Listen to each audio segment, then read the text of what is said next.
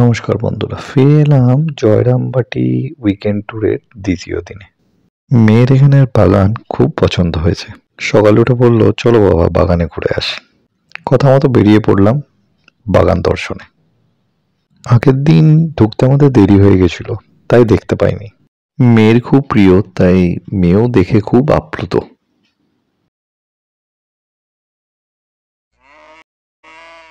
গিয়ে দেখি গোশালা থেকে গরু বেরিয়ে সেখানেই ঘুরে বেড়াচ্ছে। এখানে প্রসাদের পায়েস থেকে শুরু করে যে কোনো দুধের যোগান এই গোশালা থেকেই হয়ে থাকে।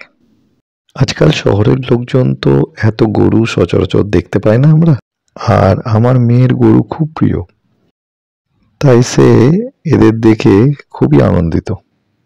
আমাদের দেখে দেখলাম তারাও দলবলে এসে হাজির হইল আমাদের কাছে। আমার মেয়ে বেশ কিছু খাবারও খাওয়ালো তাদের।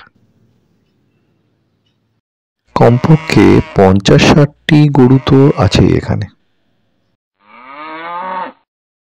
তারপর বেশ কিছুক্ষণ চলল আদরের পালা। তারপর আমরা টোটো ভাড়া করে বেরিয়ে পড়লাম আশেপাশের জায়গা দেখতে। জয়রামবাটিতে আশেপাশে যেসব জায়গা দেখার আছে তার মধ্যে উল্লেখ্য শ্রীরামকৃষ্ণের দিদির বাড়ি। এই যে বাড়িটি দেখছেন, এটি 200 বছরের পুরনো একটি বাড়ি। এখানে এসে থাকতেন দিদির কাছে ঠাকুর। এটি একটি প্রাচীন শিব মন্দির। কথিত আছে এই শিব মন্দিরে পালা দেখতে এসেই ঠাকুরের সঙ্গে মায়ের প্রথম দেখা হয়। দেখেই বোঝা গেল শিব মন্দিরটি বেশ পুরনো। এটি আমোদর নদ। এর পাড়েই রয়েছে মা শারদার বাগান। এটির এখন নাম শ্রী শ্রী মা শারদা কানন। বাগানটি সত্যি খুব সুন্দর।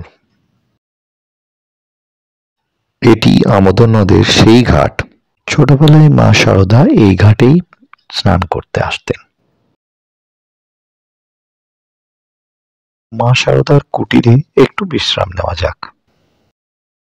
এটি মা শারদার সেই কুটির। এগুলি দেখে আমরা আবার ফিরে এলাম মাতৃমন্দিরে। চলুন আপনাদের দেখায় মাতৃমন্দিরের এলাকাটি। এই একই ক্যাম্পাসে গেস্ট হাউস, মন্দির, অফিস, বাগান সবই রয়েছে।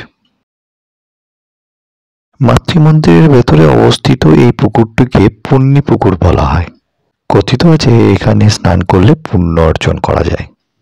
আপনাদের জানিয়ে রাখি, মাতৃমন্দিরের ভেতরে ফটো তোলা বা ভিডিও করা নিষিদ্ধ, তাই আমরা কোনো নিজস্ব ছবি তুলিনি। শুধু আপনাদের জানানোর জন্য যেটুকু প্রয়োজন সেটুকুই ছবি তুলেছি।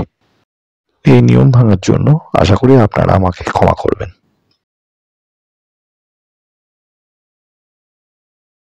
এটি হলো মা শারদার মন্দির বা মাতৃমন্দির। এখানেই সকাল সন্ধে আরতি হয়ে থাকে। আর কিছুক্ষণ পরেই সন্ধ্যাবেলায় শুরু হবে মায়ের আরতি, যেটিকে সন্ধ্যা আরতিও বলা হয়ে থাকে। এইবারে আমরা যে বাড়িগুলি দেখব এগুলি হলো মায়ের পুরনো বাড়ি। সারদা মায়ের ছোটবেলা কিন্তু এখানেই কেটেছে। যে দুটি খড়ের চালা বাড়ি আপনারা দেখলেন এগুলি মায়ের পুরনো বাড়ি।